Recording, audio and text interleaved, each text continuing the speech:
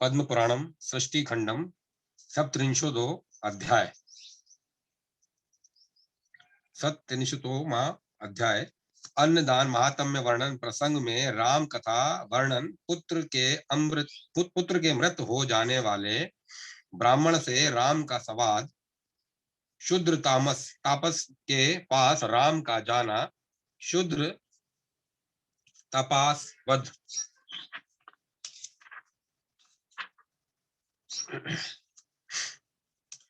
भीष्म कहते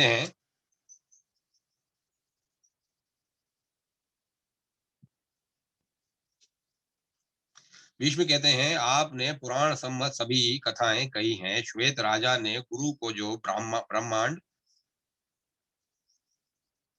दिया था वह भी आपने कहा। वे जिस प्रकार से अपनी अस्थियों को चाटते थे वह भी आपने कहा। वह यह सुनकर मुझे अत्यंत कौतूहल हो रहा है।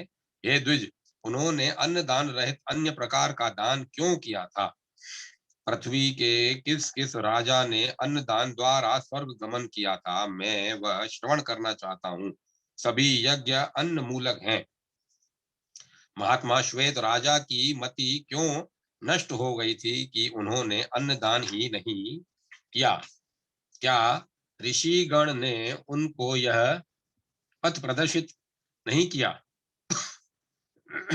अहो, अन्नदान का कितना महात्म्य है। इह काल का अन्नदानी पुरुष पर काल में उसका फल लाभ करता है। इसे अक्षय स्वर्ग की प्राप्ति होती है। उसे अक्षय स्वर्ग की प्राप्ति होती है। अन्नदान के प्रभाव से ही देवराज त्रिलोक के राज्य का भोग करते हैं। अन्नदान के लिए ही उनको शतक्रतु नाम ब्राह्मणों ने दिया है। स्वर्गपति इंद्र ने जो समृद्धावस्था लाभ किया है वह अन्नदान का ही फल है। मैंने भी सुना है कि अन्नदान से ही स्वर्ग मिलता है। इस संबंध में यदि अन्य कोई पूर्व वृतांत है, मैं उसे पुनः सुनना चाहता हूँ। हे महामती, यह कहिए। मुनि पुलस्त कहते हैं, हे राजन, महात्मा अगस्त्य ने राम से पूर्व में यह उपाख्यान कहा था, वही मैं अब तुमसे कह रहा हूँ। भीष्म कहते हैं, अगस्त्य ने जिनके पुरातन इतिहास का वर्णन किया था वे नृपोत्तम राम किस वंश में जन्मे थे? महर्षि पुलस्त कहते हैं, राम नामक महाबली राजा ने रघुवंश में जन्म लेकर देव कार्य साधनार्थ लंका में रावण वध किया था। एक बार पृथ्वी के सभी ऋषि उनके गृह में आए। वे सभी महात्मा ऋषिगण राम के महल में आए थे। तदंतर प्रतिहारी ने अगस्त्य का कथन सुना तथा शीघ्र राम के पास आया तथा उनको संबोधित करके ऋषियों के आगमन का वृतांत कहा। द्वारपाल कहता है, हे भद्र कौशल्यानंदन, आपका मंगल हो। आज आपकी रात्रि भी सुप्रभात रूप हो गई है। हे राम, आपका अभ्युदय देखने हेतु मुनियों के साथ ऋषि अगस्त्य आपके द्वार पर आकर खड़े हैं। मुनि पुलस्त कहते हैं, राम ने दिवाकर के समान प्रभाववान मुनि गण के आगमन का समाचार पाकर तत्काल कहा, हे द्वारपाल, शीघ्र उन लोगों को सभा में लेकर आओ। तुमने क्यों उन मुनि सुतम गण को द्वार पर रोका है? तदंतर प्रतिहारी ने राम की आज्ञा से हाथ जोड़कर सुखपूर्वक उन महर्षि गण के अंदर आने का निवेदन करके सभी को राम की सभा में प्रविष्ट कराया। राम ने उन सब को प्रणाम किया तथा अभिवादन के उपरांत उन सभी को आसनासीन कराया। मुनि पुंगव गण स्वर्ण चित्रित कुशासन बिछाए पर सुखपूर्वक बैठ गए। पुरोहित ने उन लोगों का पाद आचमनीय तथा अर्घ्य प्रदान किया। तत्पश्चात राम ने उनकी कुशल पूछा तथा तभी उन वेदज्ञ महर्षियों ने राम से कहा। ऋषिगण कहते हैं, हे महाबाहु रघुनंदन, तुम्हारा सभी विषयों में कुशल तो है। विद्विषों का वध करके स्थित तुमको हम कुशली तथा शत्रुहीन देख रहे हैं। अत्यंत पापी दुरात्मा रावण ने पत्नी सीता का हरण कर लिया। हे रघु रघु शार्दुल, तुमने सीता के लिए ही अपने ओज बल से रावण वध किया था। तुमने एकाकी स्थित में उसे रण में वध कर दिया। तुम्हारा यह कर्म अन्य के लिए असाध्य है। तुमसे वार्ता हेतु हम आए हैं। हे राजेंद्र, तुम्हारे दर्शन से ये सभी तपस्वी पवित्र हो गए। हे वीर, तुमने रावण वध द्वारा जगत को अभय रूपी पुण्यमयी दक्षिणा देकर आज हमारा आशु मार्जन कर दिया, आंसू पहुंच दिया। हे अमित विक्रमी काकुस्थ, देवानुग्रह से तुम इस विजय से वर्धित हो गए। तुम्हारा दर्शन हमें मिला तथा तुमसे हमने वार्ता किया। अब हम अपने अपने आश्रम जाते हैं। हे परंतप, तुम जब वन में गमन कर रहे थे, मैंने तुमको इंद्र का शरासन, 2 अक्षय तूर्ण तथा 1 कवच दिया था। हे रघुद्वय, तुम पुनः मेरे आश्रम में आना। यह कहकर सभी मुनि तथा अगस्त वहीं अंतर्हित हो गए। उनके गमन के पश्चात धर्मधारी के प्रसिद्ध राम चिंता कर रहे थे कि मेरे द्वारा मुनियों का क्या कार्य सिद्ध होगा। जो भी हो, सभी मुनियों ने कहा है, हे रघुनंदन, पुनः आश्रम आओ। अब मेरा कर्तव्य है कि मैं अगस्त मुनि के यहाँ पुनः जाऊं। वह कार्य भले देवगण का गुप्त कार्य हो अथवा अन्य जो कुछ हो, उसे मेरे द्वारा सुना जाना उचित है। मैं धर्म पालन करूंगा, धर्म ही परम गति है। यह विचार करके चिंतनशील अमित तेजस्वी राम ने 10,000 वर्ष राज्य का पालन किया। दानी यज्ञकर्ता राम ने यह 10,000 वर्ष के 1 वर्ष के समान काट दिया। महात्मा राघव सदा प्रजा पालन करते रहते थे। एक दिन एक अयोध्यावासी वृद्ध ब्राह्मण अपने मृत पुत्र का शव लेकर प्रजापालक महात्मा राघव के द्वार पर आए। वे मृत पुत्र के उद्देश्य से स्नेहाशर समर्पित अनेक वाक्य कह रहे थे, यथा, हे पुत्र, तुमने पूर्व जन्म में कौन सा दुष्कृत किया था जो तुम मेरे इकलौते पुत्र हो, तथापि मैं तुमको मृत देख रहा हूँ। हे पुत्र, तुम यौवन आने के पहले ही मात्र 5 वर्ष की आयु में मृत हो गए। तुमने अकाल में काल कवलित होकर मुझे दुखी कर दिया। हाय, तुमने पितृ कार्य किए बिना ही प्रेत पुरी के लिए प्रस्थान कर दिया। इसमें राजा राम का दुष्कृत स्पष्ट परिलक्षित है। उनके ही पाप के प्रभाव से तुम्हारी मृत्यु हो गई। अब मैं भी पत्नी सहित मृत हो जाऊंगा। इससे राम के देह में बाल हत्या, ब्रह्म हत्या तथा नारी हत्या का प्रवेश होगा, इसमें कोई संदेह नहीं है। ऋषि पुलस्त कहते हैं, उधर राघव ने ब्राह्मण का यह दुख शोक पूर्ण वाक्य श्रवण किया। उन्होंने ब्राह्मण को रोककर वशिष्ठ देव से यह कहा। रामचंद्र कहते हैं, आज तो समस्या मेरे समक्ष उपस्थित है। आज जो समस्या मेरे समक्ष उपस्थित है, इस विषय में मेरा क्या कर्तव्य है।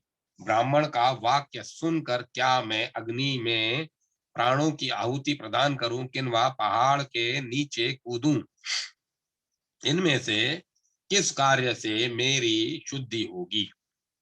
मुनि पुलस्त कहते हैं, दीन राम के तथा वशिष्ठ के सामने नारद भी बैठे थे। उन्होंने ऋषि गण के समक्ष यह श्रोत वाक्य प्रत्युत्तर में कहा।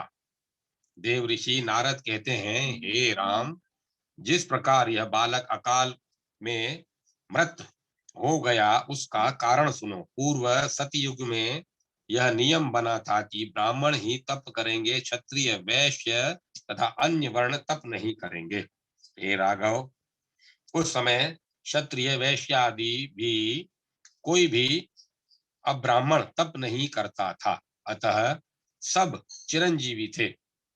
वे मृत्यु का भी अतिक्रमण कर लेते थे। तथापि त्रेता में क्षत्रिय भी अति उत्तम तप करने लगे। इसी अधर्म ने द्वापर में वैश्यों में तथा कली काल में शूद्रों में प्रवेश कर गया।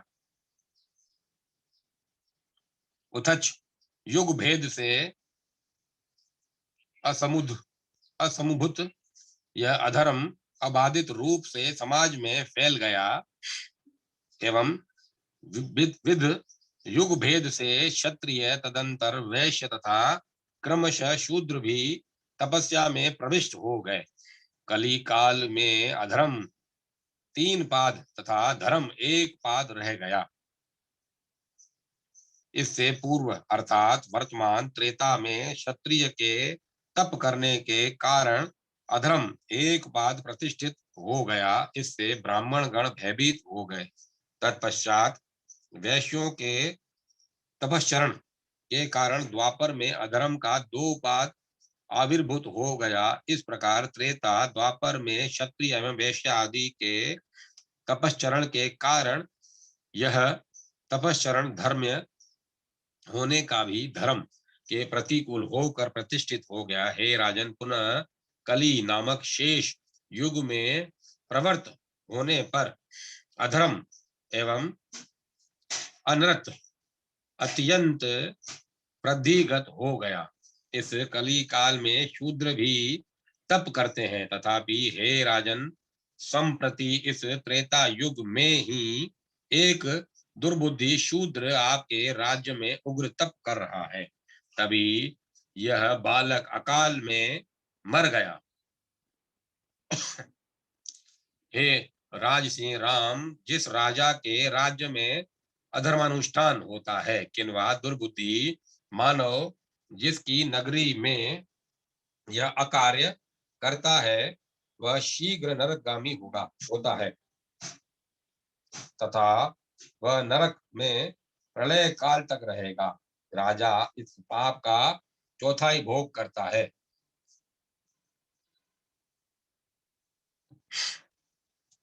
हे पुरुष शार्दुल, जब आपके राज्य में ऐसा घटित हो रहा है, तब आप अपने राज्य का में विचरण करके देखें, ताकि इस दुष्कर्मी का दर्शन आपको हो सके। ऐसा यत्न करिए हे पुरुष प्रवर राम। ऐसा करने से आपका धर्म तथा बल बढ़ेगा और बालक जीवन प्राप्त करेगा, साथ ही बालक भी जीवन लाभ करेगा। पुलस्त मुनि कहते हैं, देव ऋषि नारद के यह कहने से रघुनंदन राम विस्मित हो गए। उन्होंने तब अतुल हर्ष पूर्वक लक्ष्मण से कहा। श्री राम कहते हैं, हे सौम्य, शीघ्र जाकर ब्राह्मण को आश्वस्त करो। तुम इस बालक का शरीर तेल के घट में रखो। गाढ़ सुगंधित तेल तथा तीव्र गंध द्रव्य से वह शरीर ऐसा रक्षित करो जिससे वह देह किस प्रकार सड़े नहीं। हे सौम्य, जिस उपाय से इन अकिलष्ट कर्मा के शिशु पुत्र के शरीर की रक्षा हो, उसमें कोई विकलता न आए, तुम वही व्यवस्था करो। मुनि पुलस्त कहते हैं, महायशस्वी राम ने सुमित्रा नंदन सुलक्षण संपन्न लक्ष्मण को यह आदेश देकर मन ही मन कहा, हे पुष्पक, आओ। यह स्मरण करते हे राम का संकेत पाकर स्वर्ण भूषित इच्छा अनुसार चलने वाला पुष्पक विमान मुहूर्त मात्र में राम के सामने आ गया था।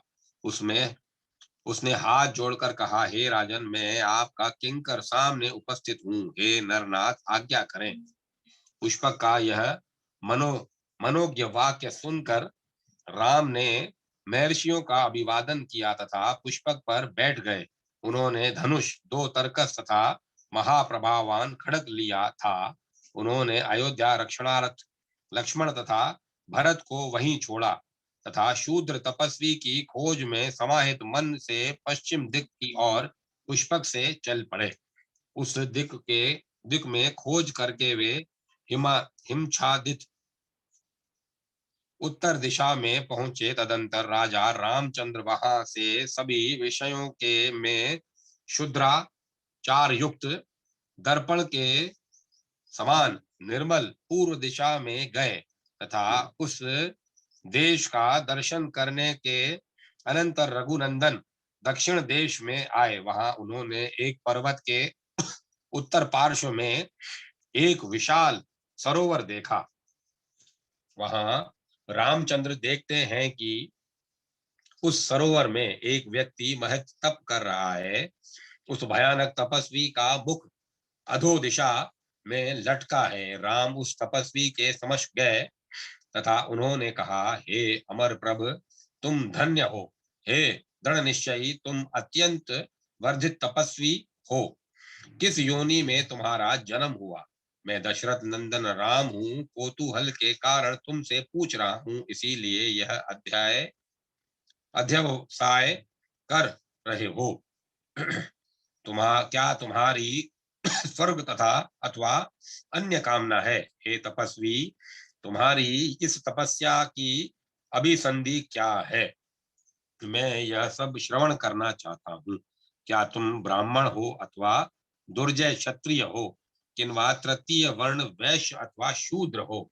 हे सत्यतः यह सत्यतः कहो, जो तप स्वर्ग लोक लाभार्थ होता है वह नित्य सत्यमय है। जो अन्य सात्विक राजस तप है वह भी सत्यात्मक है। जगत के उपकारार्थ ब्रह्मा ने तप सृष्टि किया था। जो तप रौद्र छत्र तेज से उत्पन्न है वह राजस है। जो तप अन्य के वधार्थ अनुष्ठित है वह आसुर तप है।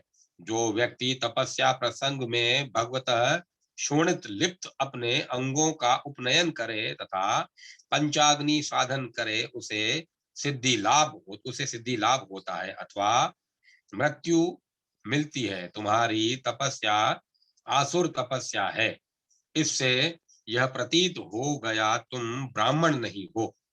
यदि सत्य कहोगे तब सिद्धि लाभ होगा, मिथ्या कहने पर जीवन हानि होगी। अखिलष्ट कर्मा राम के इस वाक्य को सुनकर उस अवाक शीरा तपस्वी ने उसी अवस्था में यह कहा। वह शूद्र तापस कहता है, हे राजेंद्र राम, मैंने आपका चीरकाल से अभिलक्षित दर्शन प्राप्त किया। मैं आपके हे निष्पाप, मैं आपके पुत्र के समान हूँ। आप मेरे पितृ स्थानीय हैं, अथवा क्या कहूँ, राजा तो प्रजा का पिता है। हे राजन, आपके राज्य में मैं तप कर रहा हूँ। आप मेरे पूज्य हैं। मेरी तपस्या के आप भी अंश भागी हैं, क्योंकि पूर्व काल में विधाता ने ही यह विधान किया है।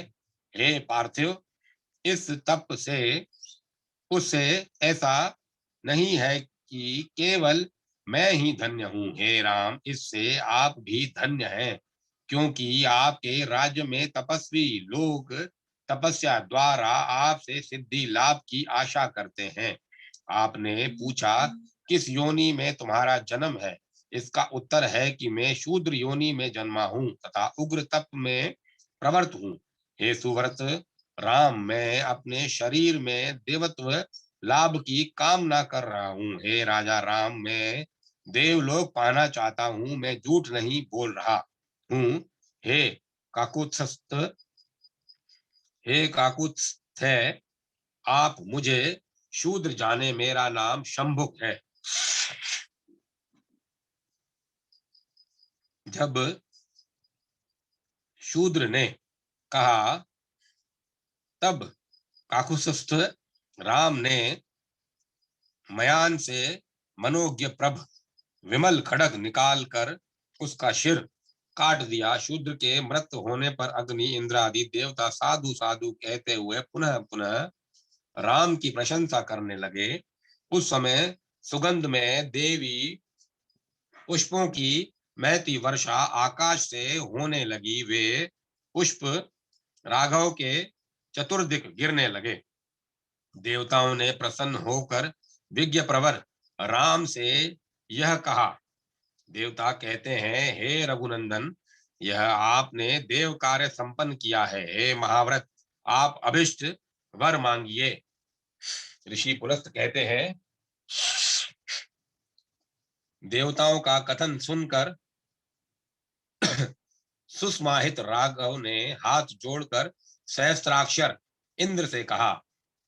श्री राम कहते हैं, यदि देवता मुझ पर प्रसन्न हैं तथा वे मुझे वर योग्य मानते हैं, तब आप सब मेरे कार्य से प्रसन्न होकर यह वर दीजिए कि यह ब्राह्मण पुत्र जीवित हो।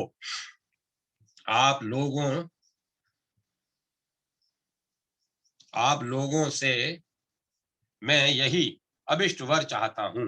ब्राह्मण का यह इकलौता पुत्र सभी अभी समय पूर्ण मेरे अपराध से पंचत्व प्राप्त हो गया।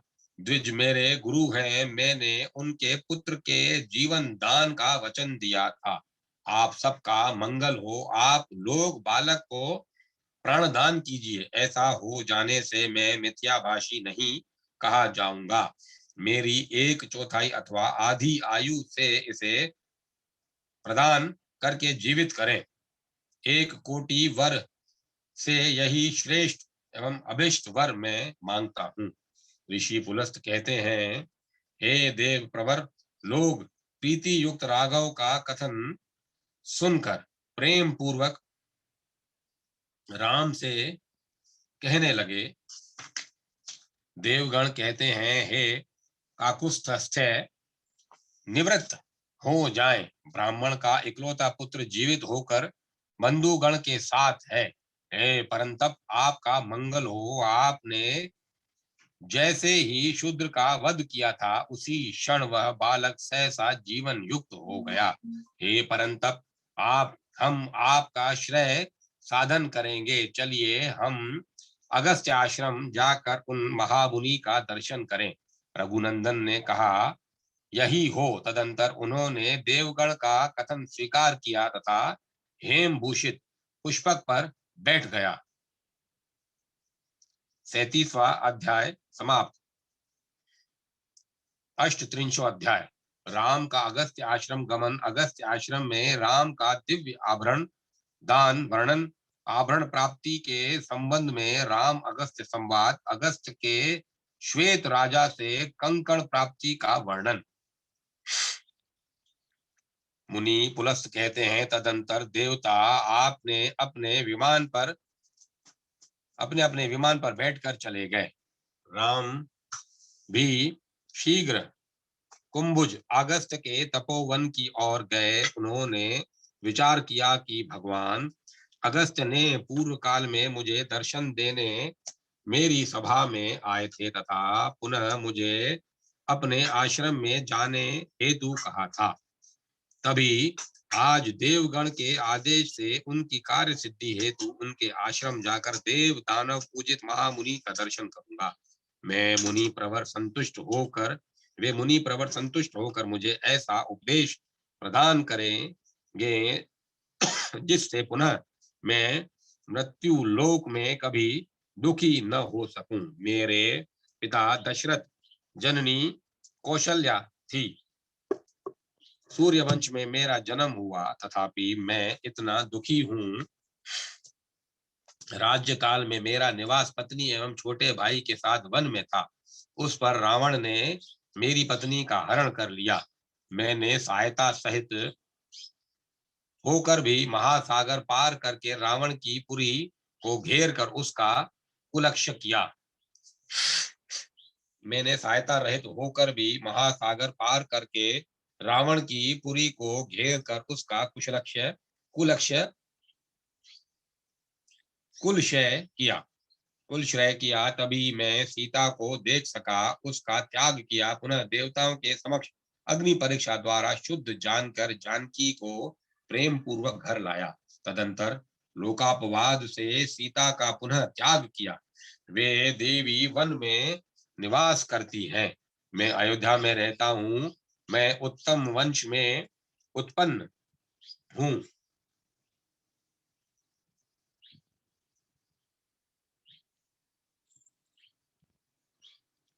मैं धनुर्धारी गण में श्रेष्ठ हूँ।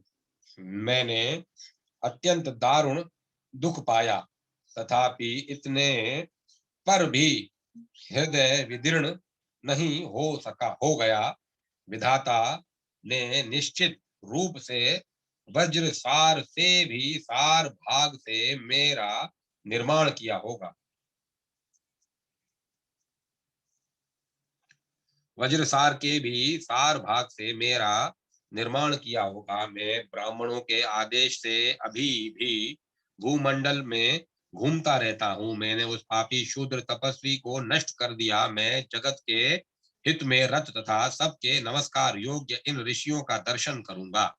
इनके दर्शन मात्र से मेरा कार्य सभी दुख शीघ्र में उनके दर्शन मात्र से मेरा ऐसा सभी दुख शीघ्र नष्ट होगा। जैसे दिवाकर के उदय होते ही क्रमशः बर्फ विलीन होने लगती है, उसी प्रकार उनके दर्शन से मेरी दुख प्राप्ति भी सर्वथा दूर होगी। उधर महामुनि अगस्त ने देवताओं को समागत देखकर उनको अर्घ्य दिया तथा अत्यंत प्रीति के साथ उनकी पूजा भी किया। तदंतर वे सभी देवता पूजा ग्रहण करके तथा ऋषियों से वार्तालाप करने के पश्चात प्रसन्नता सहित अपने अपने अनुगत लोगों के साथ स्वर्ग चले गए। देवगण के चले जाने पर काकुस्थ्य राम पुष्पक से उतरे तथा अगस्त मुनि के अभिवादनार्थ उसके उनके पास आए। श्री राम कहते हैं, हे मुनि प्रवर, मैं दशरथ पुत्र आपके अभिवादनार्थ आया हूँ। आप मेरा निरीक्षण सौम्य भाव पूर्ण नेत्र से करिए। आपके दर्शन से मैं निष्पाप हो जाऊंगा, यह संशय रहित बात है।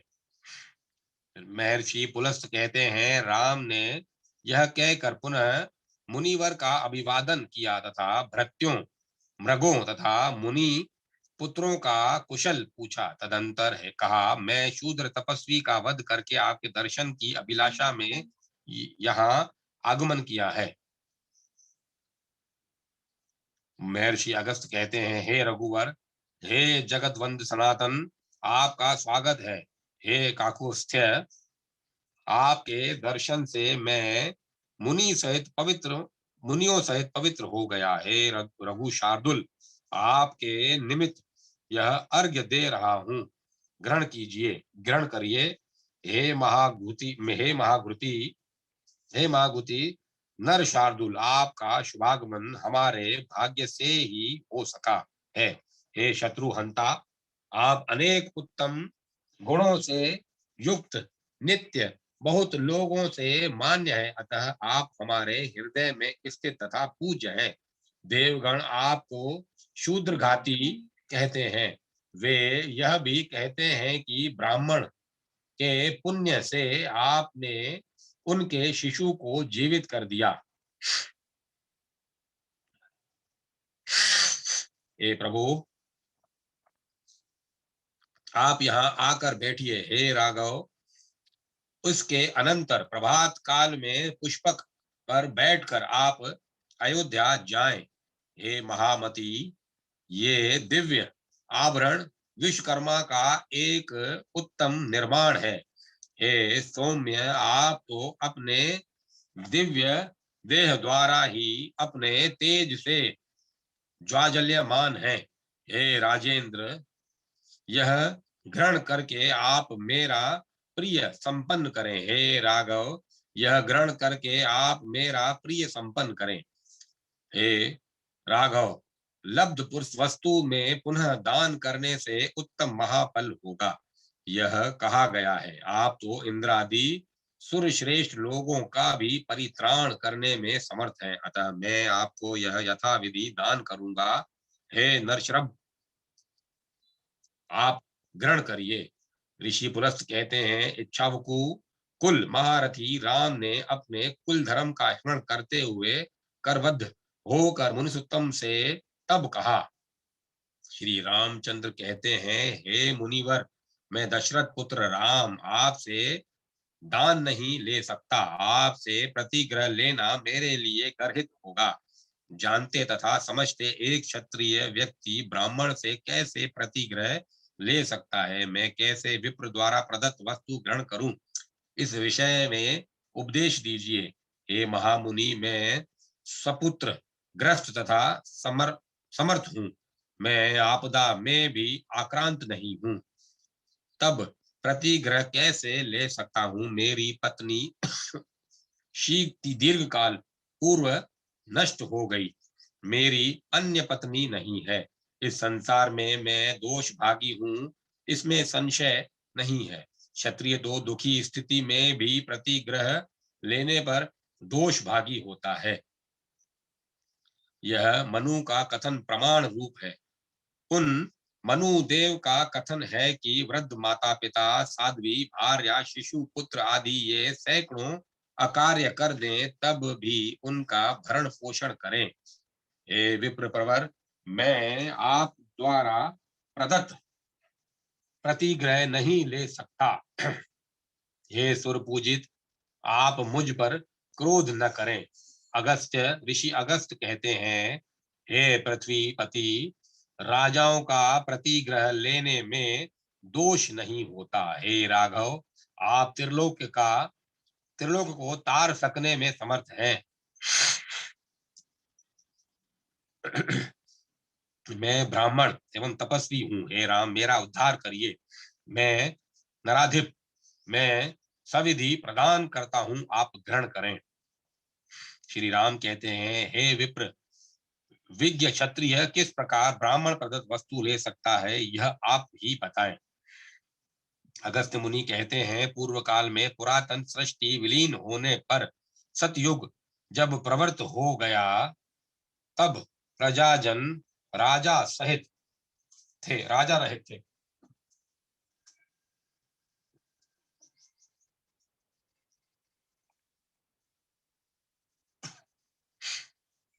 तब प्रजाजन राजा रहित थे। तब प्रजापन ने देव देवेश प्रजाजन ने देव देवेश सुरराज इंद्र को राजा बनाने उनके पास गए। देव देव इंद्र तब देवताओं के राज्य पर प्रतिष्ठित थे। प्रजाजन ने उनसे कहा, हे लोकेश, जिनकी पूजा होने पर मानवगण धरती का भोग कर सकें, हमारे मंगल के लिए संप्रति धरती पर एक राजा स्थापित करिए।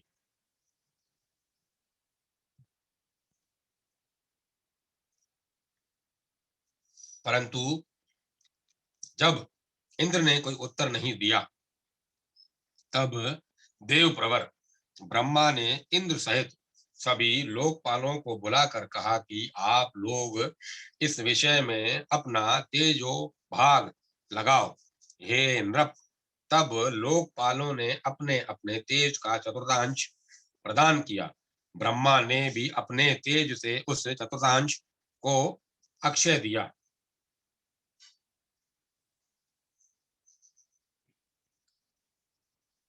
ब्रह्मा तो स्वयं अक्षय है, अतः उस तेज से उत्पन्न नृप अक्षय हो गया। ब्रह्मा ने उस पुरुष के साथ लोकपालों का अंश नियुक्त किया। इससे वह नृप प्रजाजन के मंगल विधान में निपुण हो गया। नृप अपने इंद्रांश इंद्रभाग से इंद्रांश से प्रजाजन के प्रति आज्ञा का प्रयोग करने लगा। वर्णांश से प्रजाजन को पवित्र करने लगा। कुबेर अंश से अर्थ सिद्धि देने लगा तथा याम्य अंश से वह नृप प्रजाजन का शासन विधान करने लगा। हे रघुत्तम, अब देखें, आप इंद्रभाग से नरेंद्र हैं। हे प्रभु, आप मेरे उत्तरार्थ आभूषण ग्रहण करें। हे प्रभु, आप मेरे उद्धारार्थ आभूषण ग्रहण करें। ऋषि पुलस्त कहते हैं, तब श्री राम ने महात्मा मुनिवर के हाथों से प्रदीप्त दिवाकर व्रत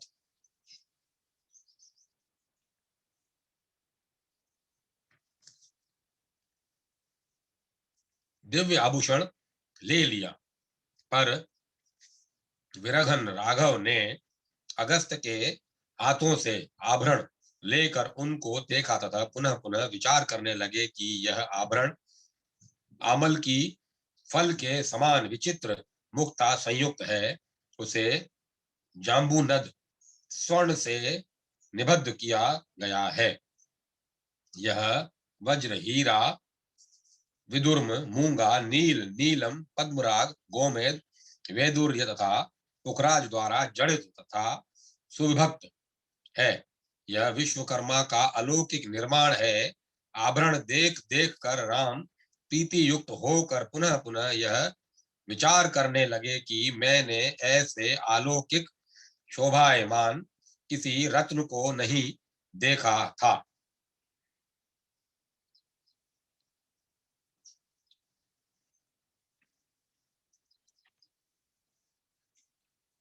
मैंने ऐसा रत्न नहीं देखा था। आभरण देख देख कर राम प्रतियुक्त होकर पुनः पुनः यह विचार करने लगे कि मैंने ऐसे अलौकिक शोभायमान किसी रत्न को नहीं देखा था। समस्त पृथ्वी की ही इसकी इसका मूल्य है। किंब किंब हुना विभीषण विभीषण की लंका में भी मैंने ऐसा रत्न नहीं देखा।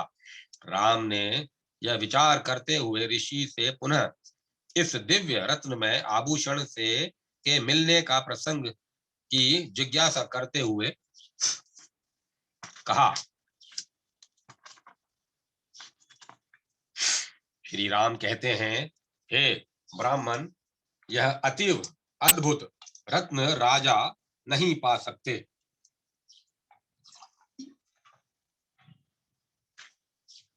हे प्रभु, आपने यह किससे प्राप्त किया तथा किसने यह इसे बनाया था?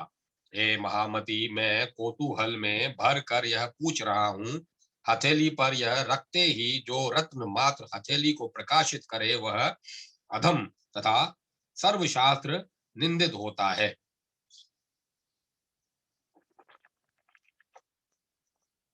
हे मुनिसुतम, जो सभी दिशाओं को प्रकाशित करे वह रत्न मध्यम होता है। जिस रत्न की किरण त्रिशिख अथवा उधर्वगामी है वह रत्न उत्तम होता है। हे भगवान, ऋषिगण इस प्रकार उत्तम जाति रत्न के संबंध में कहे गए हैं, परंतु यह आभूषण वाले रत्न तो आश्चर्य में तथा नाना दिव्य रत्नों में भी प्रधान है। तब जब काकुस्थ राम ने यह कहा तब मुनि कहने लगे,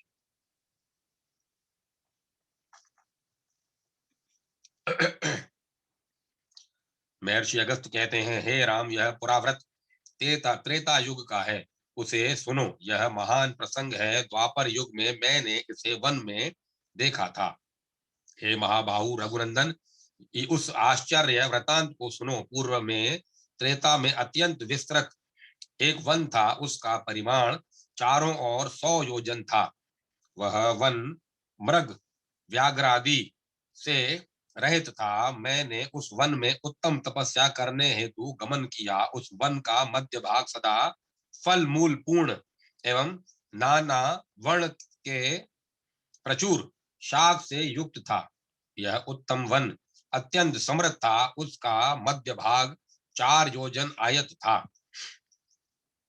यह मध्य भाग हंस, कार्णव पक्षियों से पूर्ण तथा चक्रवाकों से शोभायमान था। वहां मैंने परम रमणीय आश्चर्य में एक सरोवर देखा।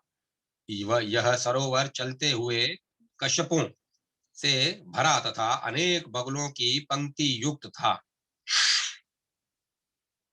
पूर्व में मैं इसी सरोवर के समीप तप हेतु गया। हे पुरुष श्रभ, तब ग्रीष्म काल था। मैं इस सर्वहिंसा शून्य पवित्र देश में पहुंचा तथा वहां एक रात निवास किया। प्रभात होने पर मैं जब उस इस सरोवर तट पर भ्रमण करते करते पहुंचा तब एक स्थान पर मैंने एक शव देखा। यह शव पुराना होने के कारण भी सड़ा नहीं था। सरोवर के निकट यह कांति युक्त शव पड़ा था। हे राघव, तब मैंने कुछ क्षण यह विचार किया कि इस सरोवर तट पर कोई भी प्राणी नहीं है। तब यह शव किसकी, देवता, मुनि अथवा राजा का होगा, अथवा मुनि किन्वा राजा का किन्वा राजपुत्र शव होने की संभावना यहाँ कहा। गत रात्रि अथवा गत प्रभात में यह व्यक्ति यदि यहाँ मृत होता तब मैं उसे जल से बाहर होते अवश्य देखता। हे रघुस्तम, यहाँ जब मैं रुक कर यह विचार ही कर ही रहा था तब मेरी दृष्टि में एक अद्भुत दृश्य आया। यहाँ मैंने एक हंस युक्त मन के समान वेगवान परम उदार उत्तम विमान आते देखा। उसमें एक सहस्त्र अप्सराओं एवं गंधर्वों के बीच एक मुदित मनुष्य को मैंने देखा जो अत्यंत श्रेष्ठ था। उन अप्सराओं से कोई दिव्य गायन कर रही थी। गंधर्व दिव्य वादन कर रहे थे। तदंतर उस विमान से वह मनुष्य नीचे उतरा। वह मनुष्य विमान से उतरकर स्नान करने के उपरांत उस शव का मांस खाने लगा। हे रघुकुल प्रवर, राजा उस पुरुष ने उस शव का मांस यथेष्ट भक्षण किया, तब सरोवर से निकलकर पुनः स्वर्ग चला गया। मैंने उस परम श्री युक्त देवताओं के समान पुरुष से उसके जाते समय पूछा, हे स्वर्ग निवासी, मैं पूछता हूँ तुम्हारी गति तो इतनी उत्तम है, परंतु आहार ऐसा निंदित क्यों है? यदि यह गुप्त न हो तब मुझसे कहो। यह परम वाक्य सुनने की मेरी अत्यंत अभिलाषा है। हे सौम्य, तुम्हारा आहार इतना निंदित क्यों है? तुम शव क्यों खाते हो? तुम कहाँ रहते हो? यह सब कहकर मेरा संदेह दूर करो। जिसका शव इतने ऐश्वर्य भाव से बना है वह व्यक्ति कौन है, तथा तुम्हारा यह निंदित आहार क्यों है? यह सब जानने की अभिलाषा है। हे राम, साधु सुतम, मेरा कथन सुनकर वह स्वर्गीय पुरुष हाथ जोड़कर मुझसे कहने लगा। श्वेत कहते हैं, हे द्विज, मेरे सुख दुख का कारण आप सुने। आपने जो जिज्ञासा किया है उसका उत्तर श्रवण करें। हे द्विज, पूर्व काल में मैं महायशा विदर्भाधिपति का पुत्र था। मेरे त्रिलोक के धार्मिक पिता वासुदेव नाम से प्रसिद्ध थे। हे ब्राह्मण, उनकी दो पत्नियां थी। दोनों के कर्म से एक एक पुत्र जन्मे। मैं बड़ा था, मेरा नाम श्वेत था। मेरे कनिष्ठ भाई का नाम सूरज था। पिता की मृत्यु होने पर पूर्ववासियों ने मुझे पिता के राज्य में अभिषिक्त किया। मैं धर्मतः राज्य शासन करने लगा। मैंने धर्म बुद्धि पूर्वक राज्य शासन तथा प्रजा पालन किया, जिसमें हजारों वर्ष सुख पूर्वक व्यतीत हो गए। हे द्विजोतम, एक बार किसी कारण से वैराग्य वशात मैंने मरण कामना किया तथा तपोवन में आया। मैंने छोटे भाई सूरत को राज्य पर अभिषिक्त कर दिया तथा इस रम्य एकांत पक्षी रहित वन में तप के लिए आकर सरोवर के पास बैठा। यहाँ आकर मैंने दारुण तपस्चरण किया। इस महावन में मैंने 10,000 वर्ष तप किया। उसके फल स्वरूप मुझे अनामय निर्मल ब्रह्म लोक में शुभ निवास मिला। हे द्विजोतम, भले ही मैं स्वर्गस्थ था तथापि वहां क्षुधा पिपासा ने मुझे पीड़ित कर दिया। हे ब्राह्मण, मेरी इंद्रियां अत्यंत व्यथित हो गई। तदंतर त्रिभुवन श्रेष्ठ ब्रह्मा ने से मैंने निवेदन किया, हे प्रभु, यह स्वर्ग तो क्षुधा पिपासा रहित है। किस कर्म का फल है कि मुझे क्षुधा पिपासा लग रही है? हे देव पितामह, मेरा आहार क्या हो कहिए। हे महामुनि, तदंतर पितामह ने दीर्घकाल समय चिंतन करके मुझसे कहा, तुम्हारे लिए तुम्हारा शव ही तुम्हारा भक्ष्य होगा। तुम नित्य अपने शव का मांस भक्षण करो। तुमने उत्तम तप करके अपना देह ही केवल पुष्ट किया था। हे तात श्वेत, पृथ्वी पर दान किए बिना भोग्य नहीं मिलता। ग्रहागत आग्रह करने वाले भिक्षुक अतिथियों को तुमने मोह तथा भ्रांति के कारण भिक्षा नहीं दिया, तभी स्वर्गगत होने पर भी तुमको क्षुधा पिपासा लग रही है। तुमने आहार से अपने देह को यथेष्ट पुष्ट किया था, हे राजन, उसके लिए तुमने अपना ही मांस भक्षण करोगे। उसके लिए तुम अपना ही मांस भक्षण करोगे, उसी से पुष्टि होगी।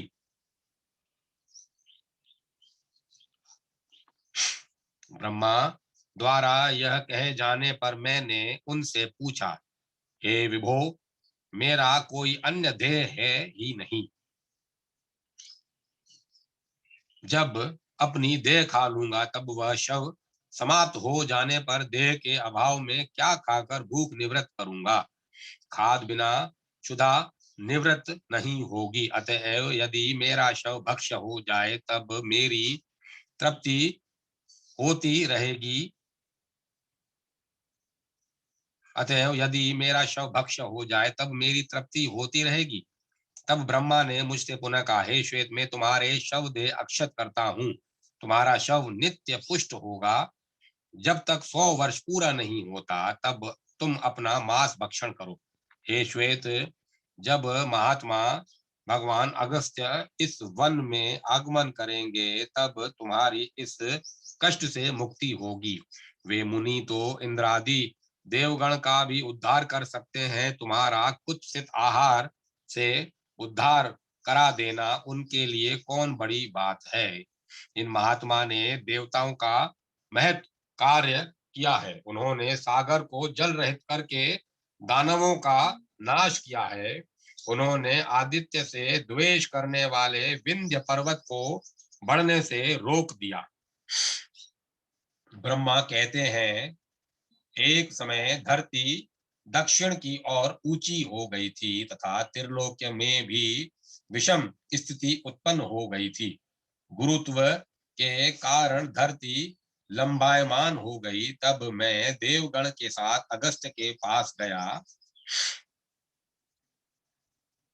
मैंने कहा, हे महाभाग, धरती को सम करें। आपके गुरुत्व से जगत समान हो जाए। मेरे निवेदन को सुनकर मुनि दक्षिण दिक की ओर गए तथा अपने गुरुत्व से धरा को समान कर दिया। हे राजेंद्र, यह समान किया गया कार्य आज भी दृष्ट है।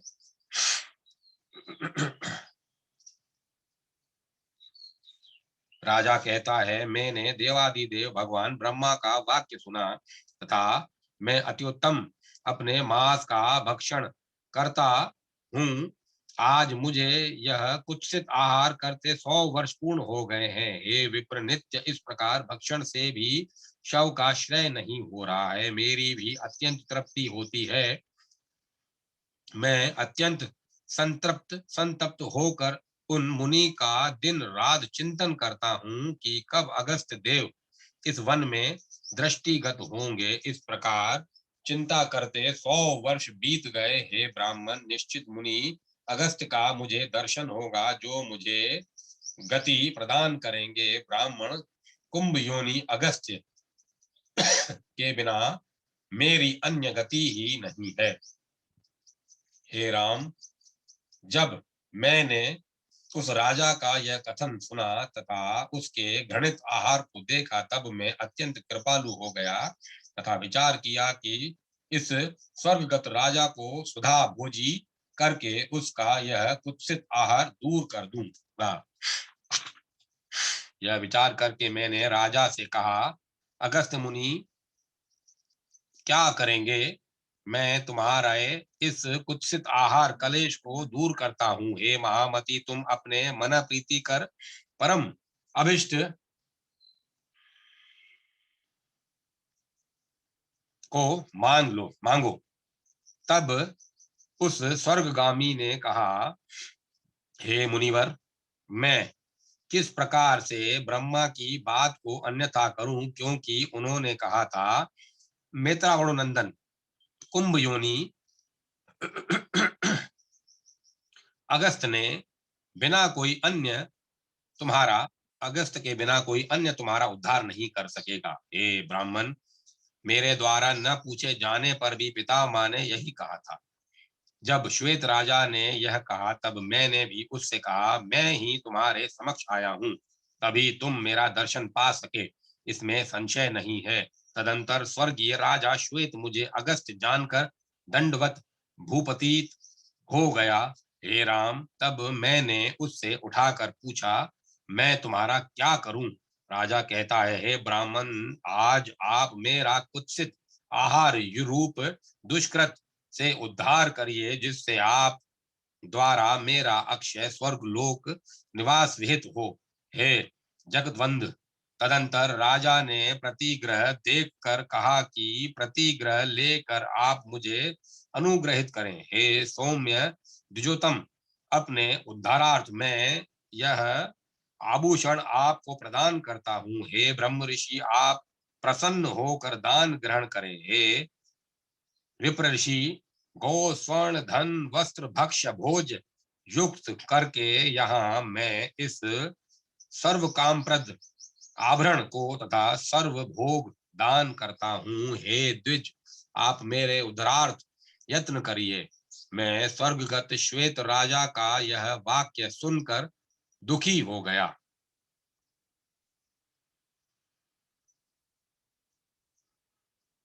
रे रघुनंदन, इस प्रकार उसके दुख से दुखी होकर ही उसके उद्धार का विचार कर मेरे मन में आया।